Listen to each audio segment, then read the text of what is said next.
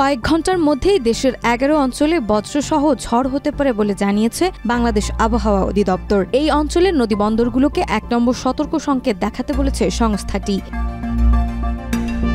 ১ June Bangladesh আবহাওয়া অধিদপ্তরের দেওয়া দেশের অভ্যন্তরীণ নদীবন্দরসমূহের পূর্বাভাসে এ তথ্য জানানো হয়। আবহাওয়া অধিদপ্তর জানায়, রাজশাহী, রংপুর, ময়মনসিংহ, খুলনা, বরিশাল, পটুয়াখালী, নোয়াখালী, কুমিল্লা, চট্টগ্রাম, কক্সবাজার এবং সিলেট সমূহের ওপর দিয়ে দক্ষিণ বা দক্ষিণ পূর্ব দিক থেকে ঘণ্টায় ৪৫ থেকে ৬০ কিলোমিটার বেগে অস্থায়ীভাবে দমকা ঝড়ো হাওয়া সহ বৃষ্টি বা বজ্রসহ বৃষ্টি হতে পারে। এসব এলাকার নদীবন্দরসমূহকে ১ নম্বর সতর্ক সংকেত দেখাতে বলা হয়েছে।